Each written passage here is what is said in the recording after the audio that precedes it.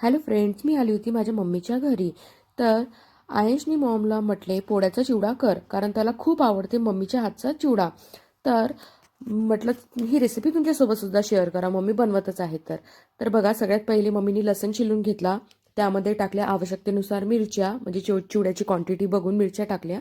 Then sambar add केला आणि then बारीक केलेल्या पोळ्या आहे ते सुद्धा ॲड केले त्या ग्राइंडरमध्ये आणि छान असं बारीक करून घेतलेलं आहे. तुम्ही बघू शकता कशा प्रकारे करून घेत आहे. त्यानंतर ना थोडा पाण्याचा शिंतोडा मारायचा, ते पुन्हा मिक्स करून घ्यायचं. तर आता आपण बनवायला स्टार्ट करत आहोत. इथे सगळ्यात पहिले मी कढईमध्ये तेल टाकले. त्यानंतर जिरं, मोहरी, कढीपत्ता, कांदा, देन शेंगदाणे ॲड केले.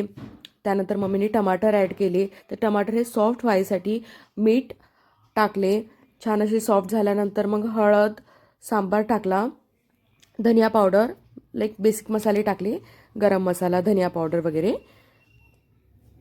तर बघू शकता छान असं फिरून घेत आहे. आणि हो, थोडंसं पाणीसुद्धा ॲड केलं त्यामध्ये, कारण छान असं सॉफ्ट झालं पाहिजे म्हणून. 1-2 मिनटं होऊ दिलं. त्यानंतर आपला पोळ्याचा चिवडा आहे तो टाकून दिला त्यामध्ये. तुम्ही बघू शकता. तर खूप छान असा हा पोळ्याचा चिवडा होतो. तुम्ही नक्की नाश्त्याला ट्राय करा. तर आम्ही हे फ्रेशच घेतले होते पोळ्या, कारण आयशची डिमांड होती की नाही मला खायचंच आहे म्हणून.